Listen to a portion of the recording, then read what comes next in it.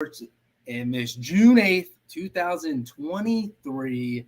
Beautiful summer day. We got a lot. We got a lot to cover. We got a special guest. Y'all are familiar with him. He was on last week. I got a lot of good reviews, a lot of good feedback. Trey Hebert, remember, first and foremost, my cousin.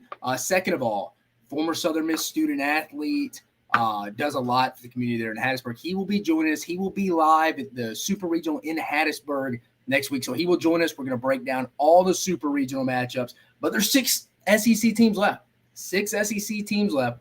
We got 2 SEC versus SEC matchups in South Carolina at Florida, Kentucky at LSU. Also, Alabama heads to the number 1 overall seed, Wake Forest. And just like I mentioned, Tennessee heading down to the hub city, Hattiesburg, for the Super Regional. It's a tough ticket. We're going to go over some ticket prices. I saw that on Twitter right before I got on here. I'll bring that up when Trey gets on. But again, we got some basketball portal news to cover. Not a lot, not really anything in football from that standpoint. And then we have, in case you missed it, I'm excited about this. I think it comes out August 23rd, right before the season starts. You have the Florida Gators from 2006 to 2009 documentary that Netflix is directing. They came out. There's a date, August 23rd, like I mentioned. It's called Swamp Kings.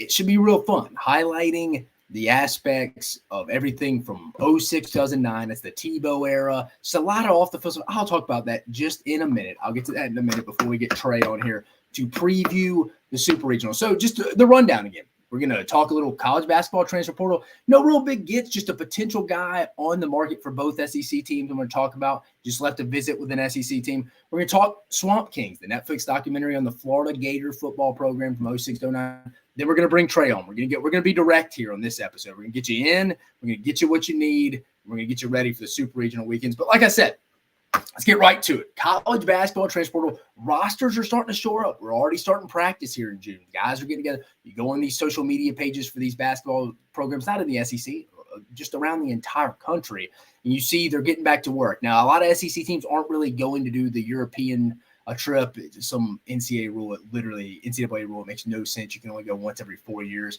If your school can pay for it, you can give your prospects, your athletes, your student athletes, a trip of a lifetime that they would never be able to experience otherwise until they maybe make it to the professional level. I don't get it. If you can afford it to do every year, I think it builds team camaraderie. I think Alabama's team last year benefited off that. They went and played a couple Spanish teams and the Chinese national team. I think they got better. They bonded over that. But to my point, we got the highest rated basketball portal prospects available, Grant Nelson, the North Dakota State transfer. It's down to Alabama and Arkansas. I mean, right now, I would say arguably that is kind of the biggest rivalry in SEC basketball right now. I mean, Alabama's won what now? Let's go back 3 straight over Arkansas. The one time they played in 21-22 and Alabama swept them this past year. But kind of see, as we know, a little beef between Eric Musselman and Nate Oates. But SEC on SEC battle now. He just left Tuscaloosa for being on his OV for the last 48 hours. Sounds like there's 3 things he's really looking for. He's in Fayetteville now, and he's supposed to have a decision here in the next few days after his trip. His trip will be over. He'll leave tomorrow from Fayetteville. And then it sounds like the family's going to get back together, and they'll make a decision. But this is big for both teams now. Alabama has no front court depth. This guy could slide down, play 4 or 5. Really good player, man. Finishes at the rim. This would make Alabama, again, a preseason top 10 team, in my opinion. But, again, he's looking. I mean, Grant Nelson here, he's looking for guys. I'm looking at it right now. Read the article today. Alabama checks 2 of these boxes. He's considered the best system fit. I mean, there's probably not a better NBA offense for any prospect out there than Nate Oates' system right now. And who could prepare him most for the NBA? Alabama's about to have 2 more lottery picks. I saw this week they were showing him what they did with Brandon Miller a lot last year from an isolation, getting him on some of those blocks at Alabama. I would like to go share a video probably at some point on my social media page. Just about like the slot, everybody thinks Alabama just freely shoots as they please. There's a method to the madness, I should say, with Nate Oates and how they set up from the dunk spot, the wing spot, the slot, stuff like that. But Alabama's got 2 of the 3 characteristics between fit and NBA development, I think, over Arkansas. NIL, big rumors thrown around, 750 grand. A lot of rumors thrown around there. Again, he's in Fayetteville right now. I'm sure they get Eric Musselman and them have a pretty nice Walmart, Tyson Chicken have a pretty nice NIL package for him. He left the draft, come back. I think development's going to be key here. He's also big on strength and conditioning. Alabama's Henry Barrera. I don't know how great he is. I don't know Henry personally, but that is also something he's interested in. I expect a decision here between Sunday and Tuesday. I like Alabama right now. I feel like Alabama feels good about it too. They check 3 to 3 boxes, in my opinion. I don't see anything wrong with Coach Barrera, but fit and ability to develop to get to the NBA. Right now, no one's doing it better than Nate Oates. He's about to have 2 more first-round draft picks this year between Brandon Miller and Noah Clowney.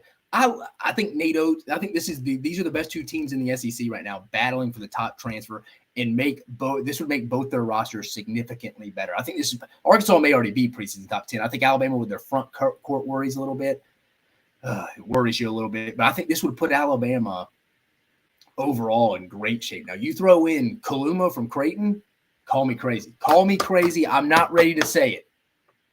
Alabama may be deeper 1 through 12 this upcoming year if they were to both get Grant Nelson and Kaluma than they were last year. Deeper 1 through 12, not the superstars or anything. 1 through 12, they may have a better roster if you added Kaluma and Nelson. Call me crazy. It's early. It's only June. We got a while before we start talking a little in-depth hoops. But again, big roster decision coming up here soon for both Alabama and Arkansas from that perspective. Adjusting some things here for us.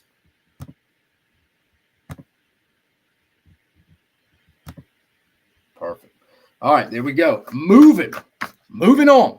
I told you, in case you missed it, Netflix. I am fired. August can't get here. I am glad they did this, and I'm going to put out a poll. What other documentary after this would you like to see?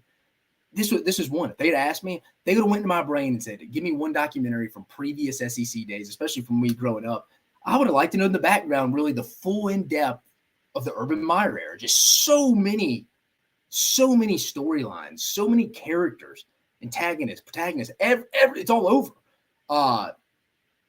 Well, Netflix is doing it. It's going to be called Swamp Kings. Comes out August 23rd. It could be one of the best sports documentaries of all time.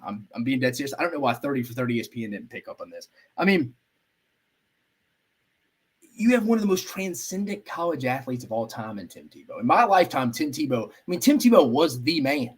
Like, he was the man in college. Like, he was in college when I was in college. He was about 2 years older than me. But, like, from 06 to 09, I mean, you take out just the success in general. I mean, 2 SEC championships, 2 national championships, Tim Tebow.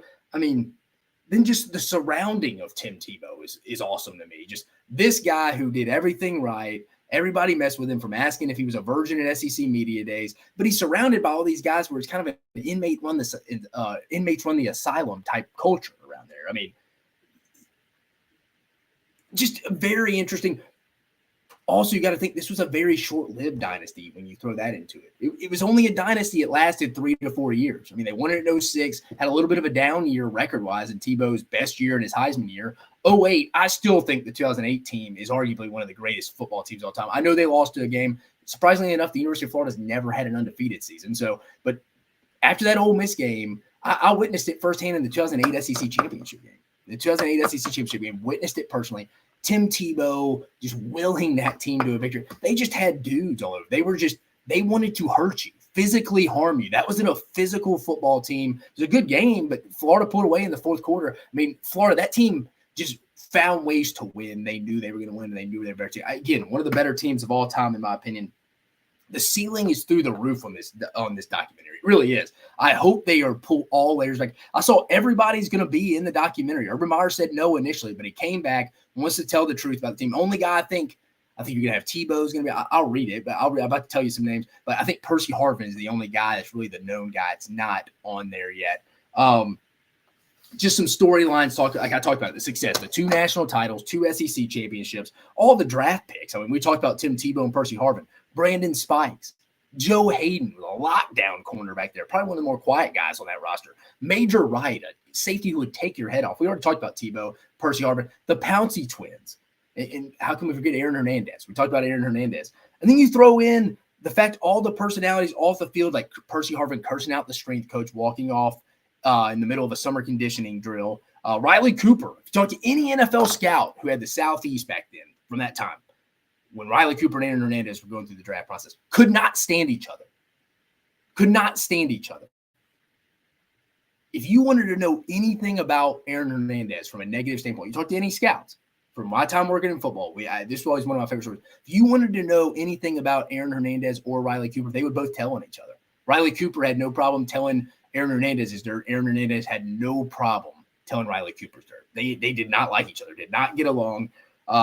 Stuff like that is so fascinating to me from that standpoint. You get Carlos Dunlap found drunk at a stoplight the week of the SEC championship game in 2009, the year Alabama beat them. Carlos Dunlap, their best defensive end edge rusher, found drunk at a stoplight. Jermaine Cunningham assaulting a Jimmy John's employee. I mean, I'm a Jersey Mike's guy now. I'm a Jersey Mike's guy too, Jermaine. We can't go around slapping Jimmy John's employees. It's not fair to Jimmy. Yeah, he's going to have to replace him. But again, just crazy storylines in all seriousness here, and just numerous other stories you've heard from a rumor standpoint that'll be come to light. I mean, this has the potential to be one of the best documentaries of all time if they do it right. You saw me probably on social media, posted on Twitter, Instagram, and Facebook last night talking about this, highlight this. You can tell I'm real fired up. I'm passionate about this one because this was kind of my last few years in high school, senior, and just Tim Tebow, one of the most transcendent stars of all time. I just think there's so much around this. What was the locker room like? Like, did Tim Tebow ever get in anybody's face? Did they ever come get in his face? Did they like how he really handled his business? Was he kind of put on a different pedestal? But Tim Tebow seems like a legit dude. The few times I've met him, he seems like he lives up to what he's been. I don't think any of that's some breaking news. Tim Tebow is a great guy, but just the guys around him, it was just hilarious. I mean, Brandon Spikes wasn't the greatest human being either. The only other guy I've ever heard that was kind of like a quiet, kind of went about his business on that team was really Joe Hayden. And another name I forgot, Janoris Jenkins was on those teams. It's just a talented team that has so many off the stuff, but also with a very transcendent, like Gandhi leader. When I'm saying Gandhi, I'm meaning Tim Tebow leader. Just crazy. And you throw in, like I said, you have the coaches, Dan Mullins, the offensive coordinator, Charlie Strong, a defensive coordinator, two coaches that went on and coached at Louisville in Texas, and Charlie Strong, and Dan Mullen at Mississippi State in Florida. Then Steve Adazio was a head coach at Boston College. He was the offensive line coach. Just insane amount of people. Mark Pantoni going into the personnel world support staff role. He was the personnel guy there. He went with Urban Meyer to Ohio State. He's still at Ohio State. It's crazy. The amount of storylines from NFL scouts and people that work at that building. I just hope they really pull it back. Now, don't sensationalize it. Don't lie about it. I mean, we all saw the documentary with Aaron Hernandez. He had issues back in Gainesville. It's crazy. Him and Tim Tebow were roommates. I hope they talk about that.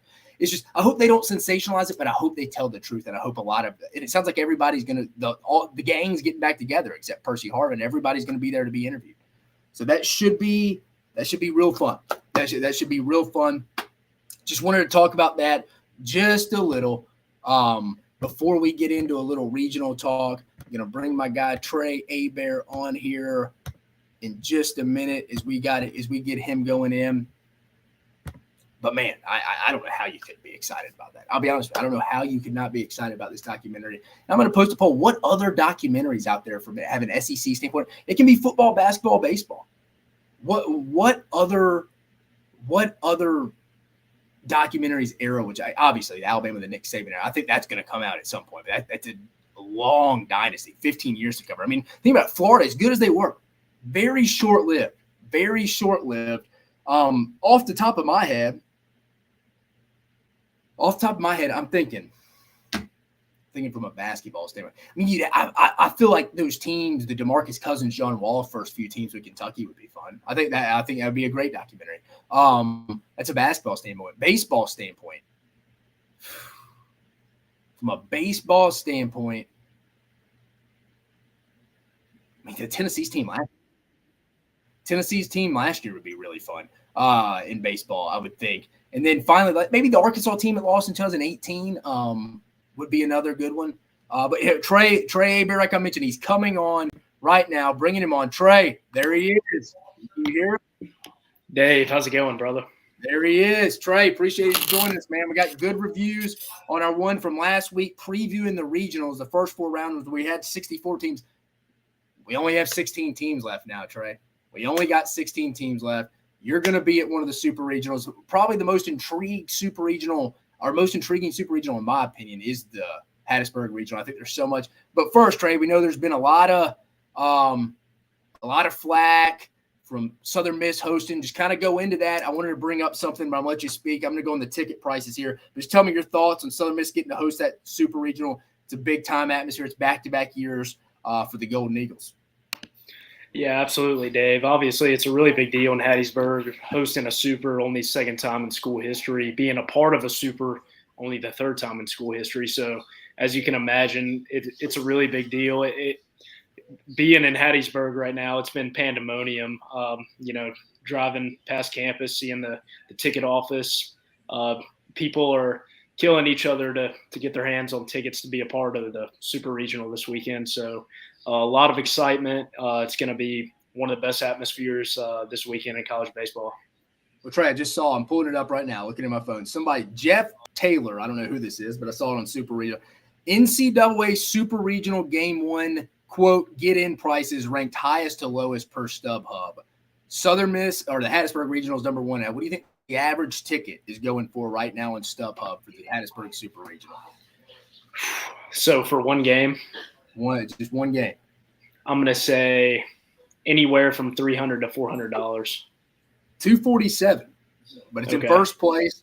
I mean, it looks like you could walk up and they would be giving you tickets in Fort Worth. They're going for a solid $30. So that'd be $8. So if you're interested in a baseball game, all the Fort Worth listeners out there who want to see Indiana State take on the Horned Frogs in Funky Town, you can probably empty the piggy bank and go to that. $31 right now. But Trey, so anyways, let's get back to a little before we get into the 8 matchup or the 8 matchups.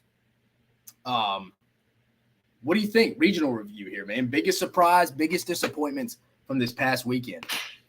Yeah, so for me, Dave, I went 500 on my picks. Actually, on one side of the bracket, I went 7 for 8, and then the other side of the bracket went 1 for 8. So just a weird weekend of baseball, per usual in the regional round. My biggest surprise is actually a tie. So I was really surprised that Indiana State was able to handle business in Terre Haute like they did this weekend. They were really unscathed. Never even really threatened to lose in that one. And also, I was really surprised that Coastal fell short at home. The bats kind of died on them this weekend. And as we've seen all year long, Coastal's been able to handle business, especially offensively, all year long at home. It's a very hitter-friendly park, so especially in that regional championship against Duke, that was really surprising to see the bats kind of go dead. Yeah. Now, I would say on my end, we talked a little bit about it on Tuesday's show this week.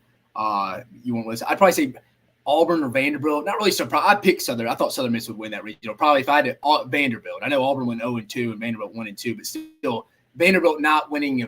I didn't think that was a very tough regional. I thought they should have won that. The fact that they lost to Oregon and then didn't even make it to the championship round of the regional was very disappointing, especially when you thought they were getting a little hot coming. They ended up winning Hoover. I mean, they were the SEC tournament champs. It just goes to show you, everybody always thinks sometimes it's good to get out early and get some rest, which I think sometimes traditionally that's not true. But then sometimes you see a team go win it, and they look tired when they get into the regional weekends. From a positive standpoint, biggest surprise, I mean, TCU looks like they're playing pretty good baseball right now. They look like they're pretty.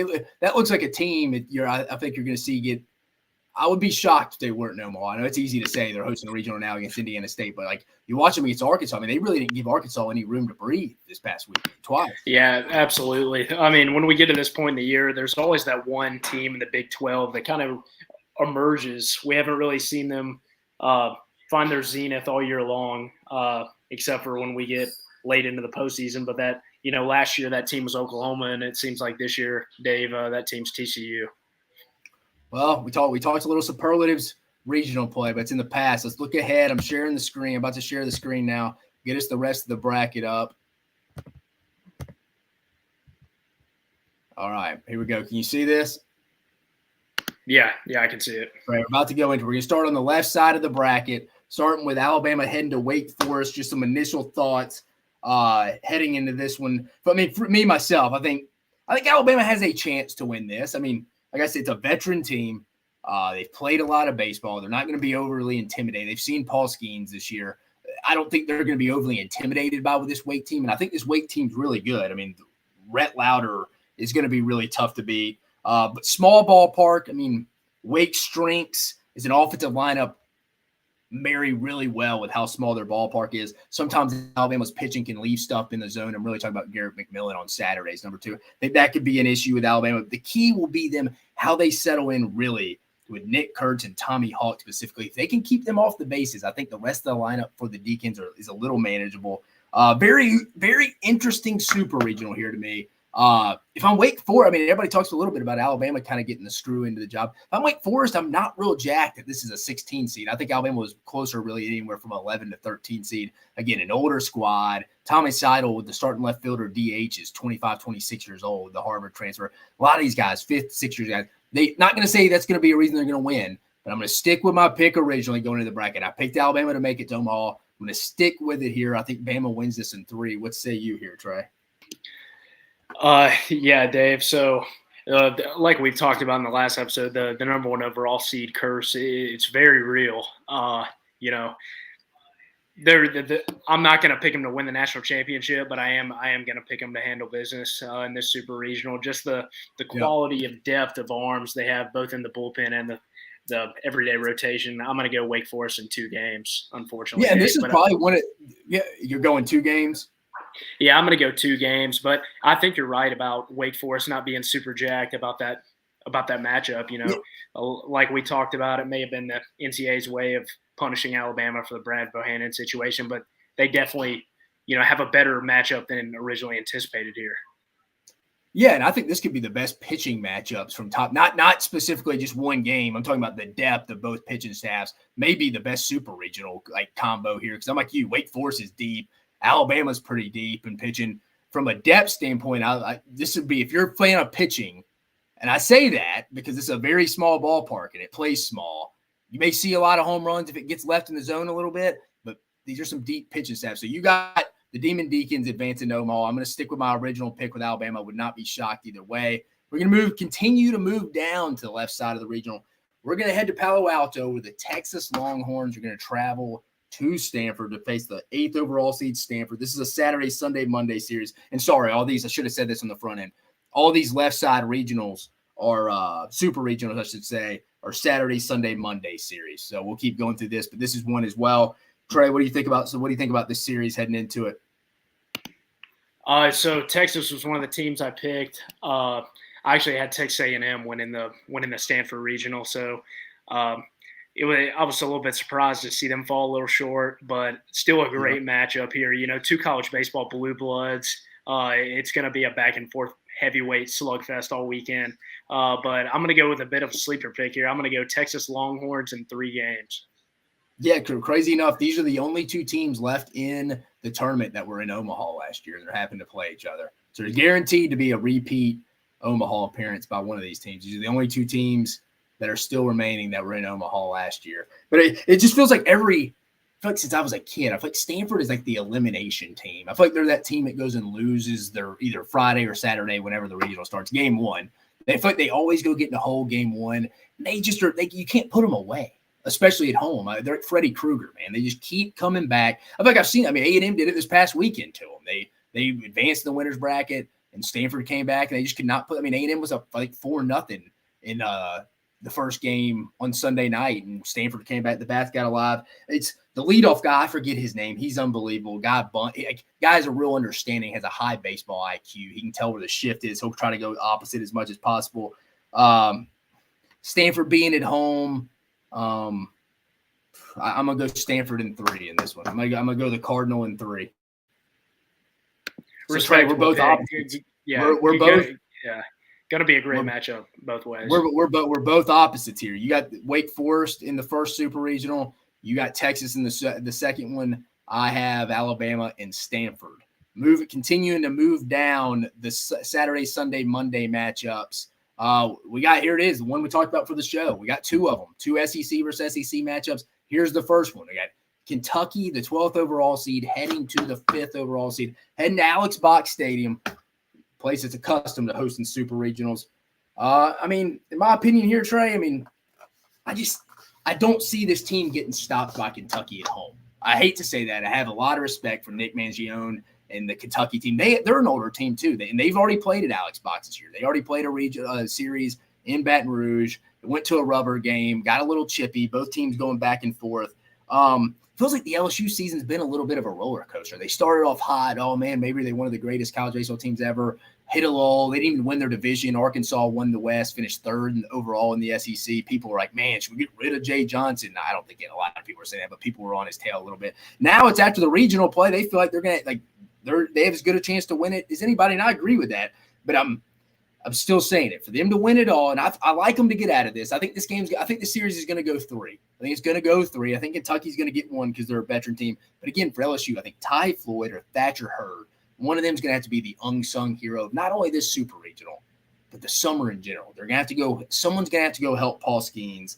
I just do not see Jay Johnson and this team, their season ending at home to Kentucky. I could be wrong. I think it goes 3, but I think LSU is going to punch their ticket to Omaha. What about you? Yeah, I'm the same way, Dave. I like LSU in 3 games here. I think that Kentucky's a scrappy ball club.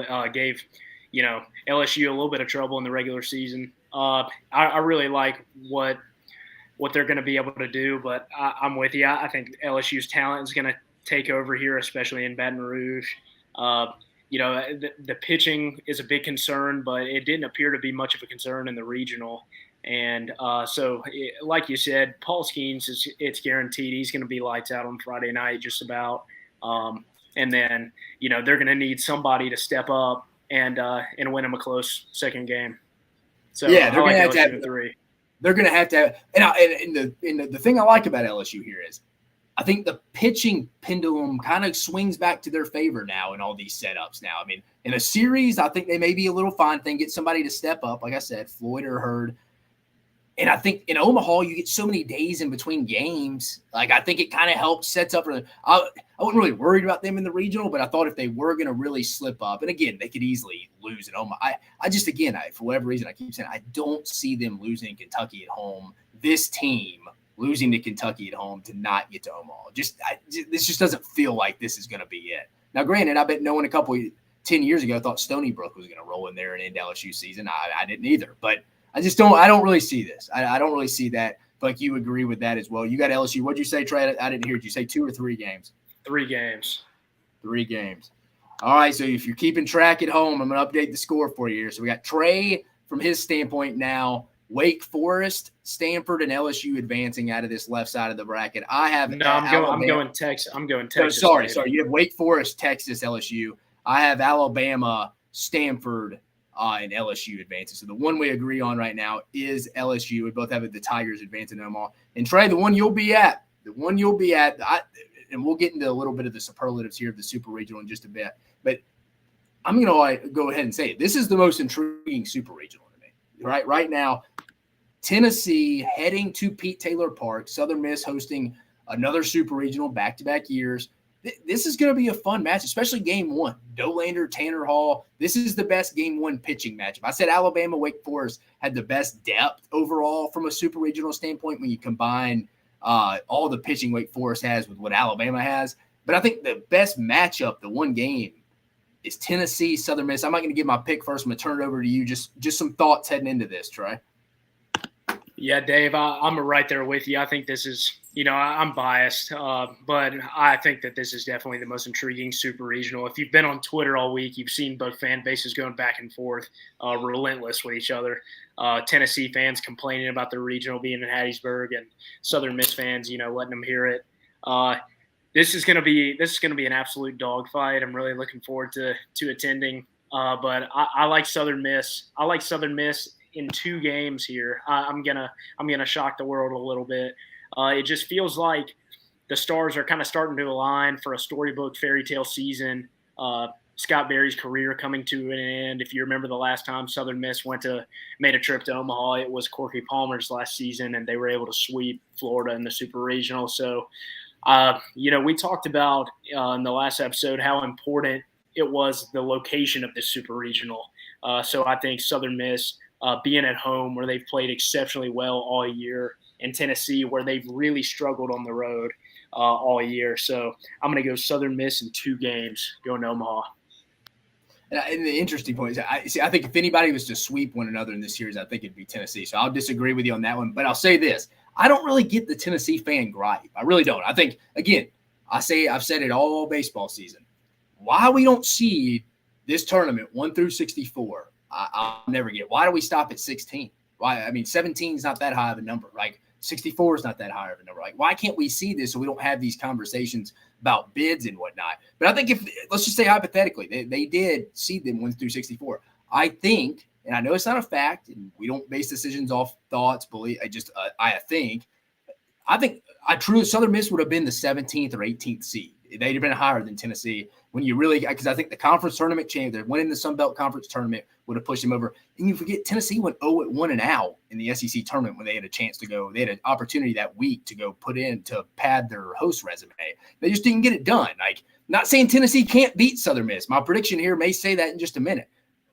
But for them just to think that they had hosted, which I think they forget. Sometimes I see on Twitter that they forget Southern Miss hosted last year. Like they hosted a regional. Or they played a harder regional last week. I don't know what that has to do. Or the RPI, I guess, is somewhat fair. But at the end of the day, the problem is there's no criteria. They're not open about it. But when in reality, you're just splitting hairs. I mean, Southern Miss really should have hosted this regional because I think if they really seeded them, Southern Miss would have been a higher seed. But with that being said, I think Southern Miss has got to win game one in this one. I think for them to win the series, I think Tanner Hall, they have to win the game. Tanner Hall pitches. With that being said, I like Tennessee's pitching depth better. I'm going to go with the pitching depth. I think Tennessee gets this one in 3. I think Southern Miss wins game 1. Tennessee comes back and wins the next 2. But this is one that's a total talk. I'm more confident almost in picking the Alabama Wake Forest series than I am this one. This one, this one could go either way, Tennessee, Southern Miss. But I think that's why it's the most intriguing. Like I said, the best game 1 matchup we'll see Friday or Saturday. I'm real excited about 2:30. And that is it 2 or 2:30, Trey, first pitch? 2 o'clock first pitch Saturday. 2 o'clock at Pete Taylor Park. But no, I'm going to be every bit of about 95, 96 degrees in Hattiesburg. Yeah, Southern Miss always gets that. Random midday regional or super regional, I guess, going back to last year. But again, I think Tennessee wins this one in 3. So we're done with the left side of the bracket. To wrap up me and Trey's left side of the bracket before we move over to the right side. Trey, correct me if I'm wrong. You have the Demon Deacons, the Longhorns, LSU Tigers, and the Southern Miss Golden Eagles advancing to Omaha on that side of the regional. If you've been keeping score at home, I have Alabama advancing, I have Stanford advancing, LSU advancing, and Tennessee advancing. So me and Trey only agree on one of them. We both have LSU advancing. That's the only one we agree on. But moving to the right side of the bracket, these are starting tomorrow, Friday, Saturday, Sunday regionals.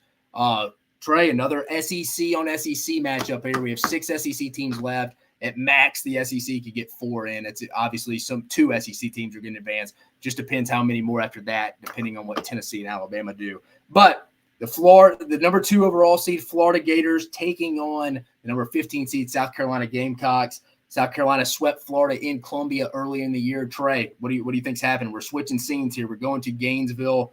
What do you think changes? Or you think anything changes? You think South Carolina still gets the best of them? No, I'm going to go. I like the Gators in this series, although if you would have asked me a week ago who's going to win this series, I would have said Florida in 2 convincing games. This is right now, it's a lot tougher. You know, South Carolina really handled business in a regional that I thought was going to be really difficult for them. They honestly, Trey, not to interrupt you, they were honestly one of my surprise teams. Now we're talking about it. Like I thought NC State would come out of that regional, and they the way they played. I mean, because they were faltering at the end of the year, losing 5 of the last 6 series, went 1-1 and 1-2 in the SEC tournament. Their only win being against a bad Georgia team. I mean, they really didn't have a lot to hang their hat on the last few weeks, and I think they were a big upset pick last week, and they handled business. You're right. I was a little shocked by them. Yeah, I picked Campbell to win this regional, and they were able to take care of them pretty convincingly. So I do like Florida, but I'm going to go in 3 games just because of South Carolina. They're starting to come to life at the plate. A lot of their hitters are hot.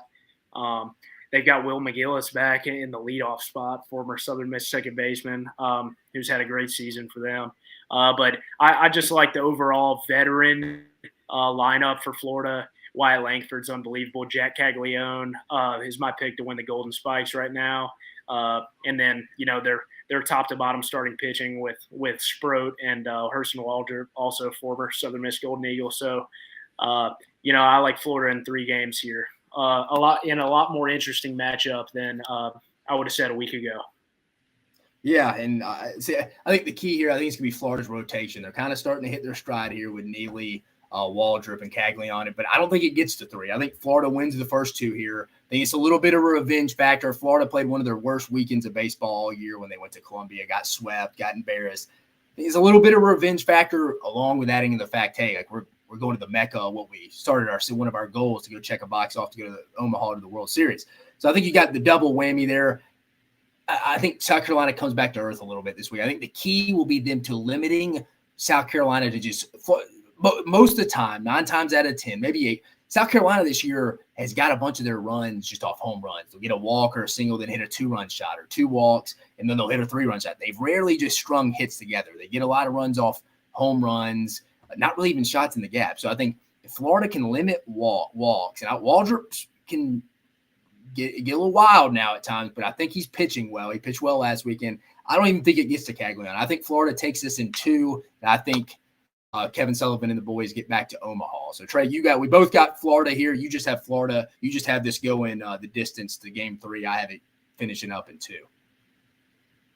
Heading down to another regional, our second regional on the right side again, a Saturday, Sunday regional. The 7 overall seed Virginia Cavaliers facing the Duke Blue Devils. They played in the regular season as well. I actually think Duke won 2 out of 3 of this. I actually think Duke won the series in the regular season when I was looking at it.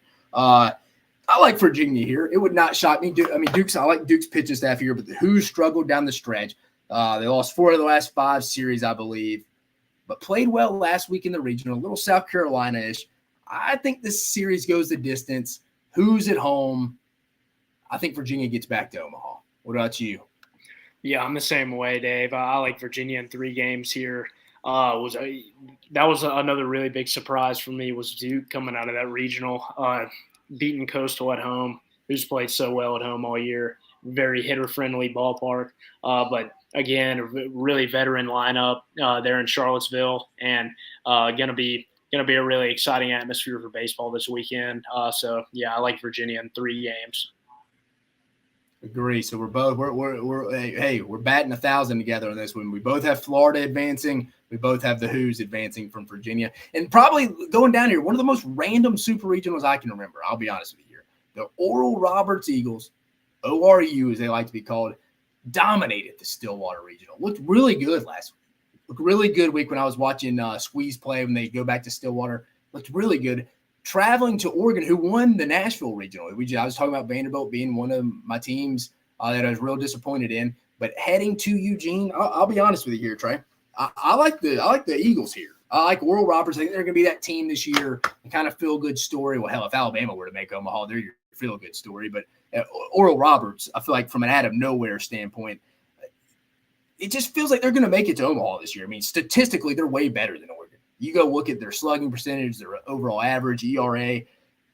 I think Oral Roberts gets game 1 and game 3, and I think they win this in 3 in Eugene. Don't be shocked if they win the first 2. But I like Oral Roberts advancing to Omaha here. Yeah, I'm the same way, Dave. I really like the Cinderella story here for Oral Roberts. You couldn't ask for a more favorable matchup for them. So, like you said, this team's really exciting. I mean, they absolutely rake. Oral Roberts won a really tough regional last week. I mean, they did. That regional. Baptist was in that. Oklahoma State, Washington was a solid Pac-12 team as a 3 seed. That regional was a little bit of a crapshoot. Oklahoma State definitely laid an egg in that one. A really disappointing effort on their part, and I thought Dallas Baptist was going to come back and win that regional. But, Oral Roberts was relentless. They handled business. Like you said, this team rakes. They're up there in top of the NCAA in a lot of offensive categories. They hit for extra bases. They're aggressive. They bunt. They steal. They make a lot of things happen. Oregon's just one of those teams I feel like is going to be kind of a one-weekend story. And winning that regional, that was – other than the fact that Vanderbilt really disappointed, like we talked about, thought that was a little bit of a boring regional. But give me the Golden Eagles of Oral Roberts in 2 games here to advance to the World Series. Are they the Golden Eagles or just the Eagles? They're the Golden Eagles. I got you. The Golden Eagles. So we got the Southern Miss Golden Eagles in black and gold, and we got the Oral Roberts. I mean, who's going to win over there, black or navy blue? I mean, both the golds in there. Just interesting. But no, Oral Roberts, I'm telling you, I mean, that was a tough regional. They just rolled through. They didn't lose a game. Like, they just dominated a very tough regional. I mean, that was very impressive. So me and you were both in agreement here. We're going to have a 4 seed make Omaha. But me and you are both in agreement there. Circling the wagons here for you keeping score at home. I know I keep saying that. Me and Trey, we're 3 for 3, baby. We're keeping the 1,000, batting 1,000. Both have Florida, both have Virginia. Both of us have the 4 seed Eagles rocking it. The Oral Roberts ORU heading to Eugene, getting the win. And then finally, Trey, the last super regional, another random. I was talking, again, if you're in the Fort Worth area, they're giving tickets away. So you can go see this game. Indiana State, who hosted last week, the 14 overall seed will head to TCU, to Funky Town, to face the Horned Frogs, who me and you were talking about before, Trey, probably playing some of the best baseball in the country. I mean, they went and, like I said, they would not let Arkansas breathe last week. Just dominated them twice. I mean, it was really impressive. I think TCU wins this one in 2. I think TCU is going to be TCU on that right side of the bracket in Omaha. If all this checks out, wouldn't be shocked to see them in the national championship series, honestly. Wow, that's a bold statement. I agree with you. I do like TCU in this regional. Indiana State not getting that super feels like an embarrassing effort on their athletic department. Really surprising. It felt like they just weren't prepared from a standpoint of hosting that weekend. I think it was the Special Olympics that they're hosting instead. I was just going to say that. Yeah, just a crazy scenario. So, like you said, they're kind of giving out tickets in Fort Worth. It was a little bit surprising. This team's seen a lot of success in the last couple of years, but they could have also been unprepared to host a super, being a 2 seed matched up with that region. So, like you mentioned, Arkansas really disappointed. TCU kind of just let them have it. They're playing really good baseball right now. I don't see that train stopping with Indiana State. So give me the Horned Frogs at TCU to advance in 2 games. I think they're going to handle business. So we just chalked across the board, didn't we? On the right side, we chalked. My left side, very different from yours, but we're me and you are 3 out of 4 different on the left side. So wrapping up, again, we have Trey Hebert with us, former student athlete at the University of Southern Mississippi. He will have boots on the ground at Pete Taylor Park again. Well, I'm about to before we get Trey out of here, before we end the show, I'm going to get him to rank his 1 through 8 super regionals he's most intrigued by. But again, just to wrap up, Trey, correct me if I'm wrong. Wake Forest, you have advancing out of the right side. Texas, you have advancing. LSU and Southern Miss all advancing Omaha. On the right side of the bracket, he has Florida, Virginia, Oral Roberts, and TCU. Now, for me, I have Alabama advancing is kind of the Cinderella story. I mean, that would be it's almost a Disney movie. If you come back from your coach betting on you to make it all the way to Omaha, it'd be insane. But I do have the Tide. I picked it at the beginning of my bracket. Why change now? But I got Stanford advancing in the second game of the right, or the second series of the right bracket. I have LSU, the one series me and Trey agreed on the left side. Now I have Tennessee in 3 over Southern Miss in the series Trey will be at this weekend. Going to the right side, again, me and Trey chalk across the board. I have the Florida Gators advancing. I have Virginia advancing. I have Oral Roberts, a 4 seed, getting to Omaha. And then finally, going to Funky Town, TCU winning that regional. Trey, before I get you out of here, we're going to go back to that tweet I was telling you about. We're going to go 1 through 8 here. The Hattiesburg Regional is going for the most money right now. We talked about that, $247 on average on StubHub right now. The second Super Regional, highest average per game. The Winston-Salem Regional, $184. I mean, I think it'd be Wake Forest's first time since 1955 to get to Omaha. So I don't know how big that alumni base is, but it looks like a lot of them are going. Number 3, Baton Rouge, $109 on average to see LSU play Kentucky, essentially an SEC series for you. Number 4, Stanford. Apparently the people up there in Palo Alto are willing to pay $99 on average to go see that. Going through Pac-12 brother in Oregon, Eugene, $67. Florida and Gainesville, $35. Charlottesville, $34. And then, like I said, in Funky Town, they're just giving it away at $31. If you want to go see a baseball game, really, in Gainesville, Charlottesville, Fort Worth, you can probably go empty the piggy bank at your local grocery store, and that'll be able to pay for one of those tickets. But again, Southern Miss, It's going to be a fun atmosphere. $247, essentially $250 just to go there. Trey, before we get you out of here, I prepped it, sneaked it a little bit. Give us 1 through 8. The super regionals you were most excited about, starting with number 8, and then we'll get to 1. So least interesting super regional, in my opinion, is going to be Oral Roberts out of Oregon, or Eugene, Oregon. Just when you think of baseball town, you do not think of Eugene, Oregon. And like you said, really random matchup. And Oregon still maybe seemed like a little bit of an underdog, as crazy as that sounds. So that's going to be my number 8. Number 7, I'm going to go Indiana State at TCU. Like you said, just for some reason, seems like they're giving out tickets there in Fort Worth. Not saying that these aren't 2 good teams. I think these are 2 very good teams, as Indiana State proved last weekend handling business. TCU, really hot team that's emerging out of the Big 12. And then so number 6, I'm going to go Duke at Virginia. This is just – it's an ACC conference matchup. The ACC maybe a little bit down this year. Didn't really find their stride with a lot of top dogs like usual. Number 5, I'm going to go Texas at Stanford. I think this would be different if it were in Austin. Austin just, a blue blood baseball town. Always going to draw a really exciting crowd. Stanford, not going to draw a huge electric crowd in Palo Alto, but 2 really good teams. So I've got this one right in the middle of the pack because those kind of cancel each other out. Number 4, I'm going to go Kentucky at LSU. You can always count on it being electric in Baton Rouge.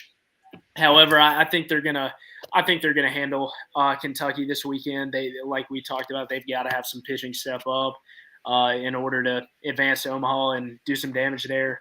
Number 3, this is kind of slept on, in my opinion, is Alabama at Wake Forest. Wake Forest, they've been the number 1 ranked team for some time now. They've established a lot of credibility in their bullpen and in their starting rotation. Alabama, though, like we talked about, a good 16 seed. They were probably if you're Wake Forest, you're maybe a little bit upset about this. You thought you were going to be facing maybe an Indiana State team as a 16, but they got to face the Tide. Number 2, I think this is going to be a slugfest, back and forth battle. I think it's going to go 3 games. Dave, you've got Florida handling South Carolina here, but I'm going to go South Carolina at Florida. Relatively new ballpark, really family-friendly environment, a cool place to go watch a baseball game. I think that's going to be electric.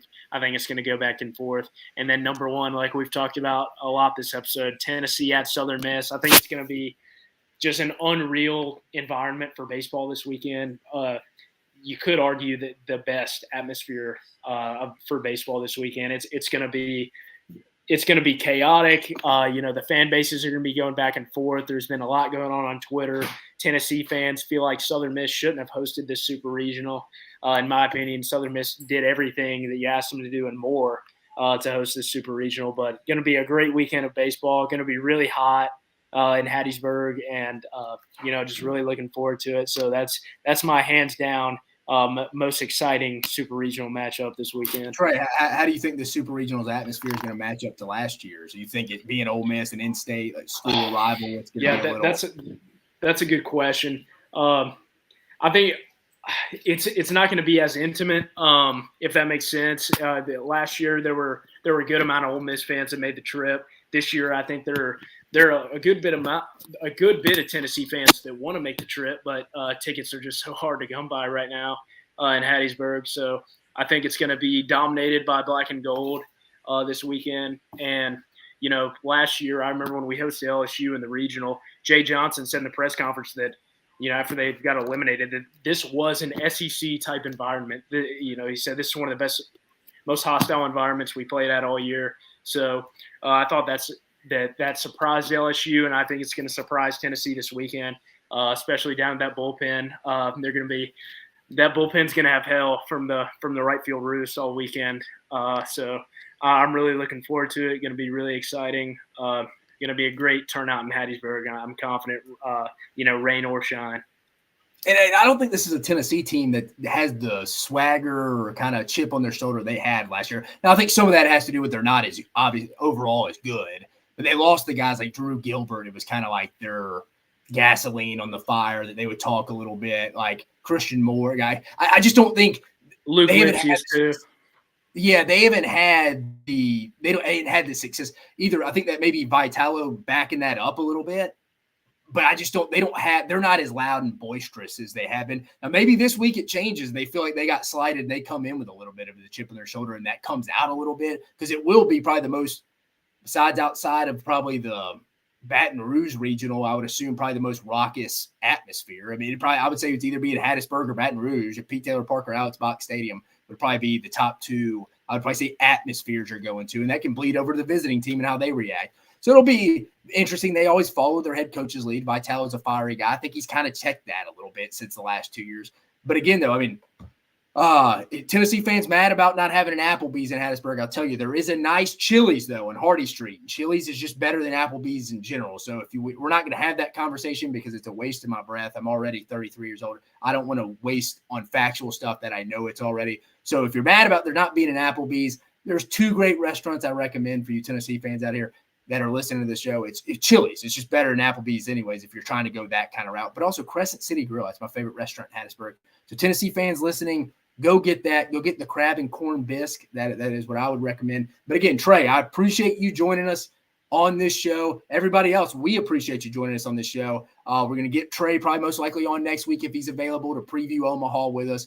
Like I said, go last week. I talk to Trey all the time on the phone.